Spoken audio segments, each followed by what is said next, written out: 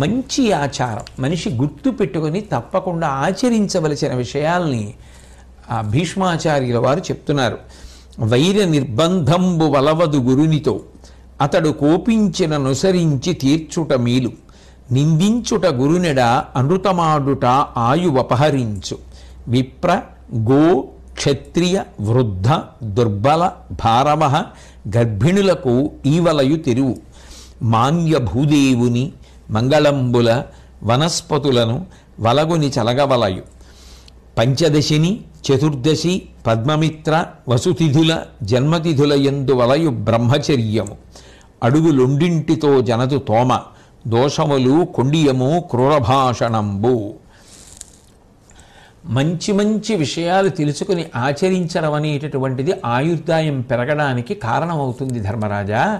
అవి ఏవి మంచి విషయాలు, ఏవి ఆచరించాలి అన్నదాన్ని భీష్ముడు చెప్తున్నాడు. అందులో గురువుగారికి కోపం వచ్చేటట్టుగా ప్రవర్తించడం, గురువుగారికి కోపం వస్తే ప్రసన్నుణ్ణి చేసుకునేటటువంటి ప్రయత్నం చెయ్యకుండా గురువుగారిని నిందించడం, గురువుగారి విషయంలో అబద్ధాలు చెప్పడం ఆయుర్దాయాన్ని తగ్గిస్తాయి. అట్లాగే వేదం చదువుకున్నటువంటి మహానుభావులు వస్తున్నప్పుడు, ఆవులు వస్తున్నప్పుడు, దేశాన్ని పరిపాలించేటటువంటి రాజులు వస్తున్నప్పుడు, వృద్ధులైనటువంటి వారు వస్తున్నప్పుడు, బలహీనమైనటువంటి వారు వస్తున్నప్పుడు, బాగా బరువు మోస్తూ వస్తున్నటువంటి వాళ్ళని చూసినప్పుడు, గర్భిణీ స్త్రీలు వస్తున్నప్పుడు తాను పక్కకి వెళ్ళి వాళ్ళకి దారి విడిచిపెట్టి వాళ్ళు తేలికగా వెళ్ళిపోవడానికి మార్గం సుగమం చెయ్యాలి.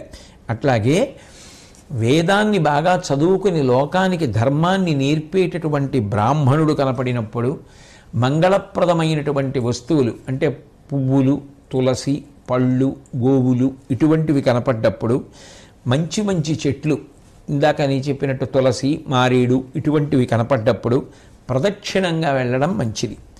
అట్లాగే పూర్ణిమ, అమావాస్య, చతుర్దశి తిథులలోనూ జన్మదినం నాడు, ద్వాదశి నాడు, అష్టమి నాడు, పౌర్ణమి నాడు, అమావాస్య నాడు బ్రహ్మచర్యాన్ని పాటించాలి.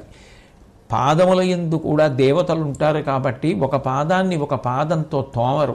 పెద్దలు ఇప్పటికీ కూడా చేత్తో పాదములను తోముకుంటారు కానీ ఒక పాదాన్ని ఒక పాదం మీద వేసి తోముకోరు. అట్లాగే ఇవన్నీ చాగంటి కోటేశ్వరరావు చెప్పాడనుకోకూడదు. అనుశాసనిక పర్వంలో భీష్మాచార్యుల వారు చెప్పినటువంటి ఉత్తమ ఆచారం. కాబట్టి పాదములు ఒకదానితో ఒకటి తోమకుండా ఉండడం, ఇతర వ్యక్తుల మీద చాడీలు చెప్తూ ఉండడం, అట్లాగే పరుషంగా మాట్లాడడం ఇవి దోషములు. అటువంటి వాటి జోలికి వెళ్లకుండా ఉండడం, చెయ్యవలసినటువంటి మంచి పనులు చేస్తూ ఉండడం అవి మనిషి వృద్ధిలోకి రావడానికి, దీర్ఘాయుష్మంతుడవడానికి కారణములవుతాయి.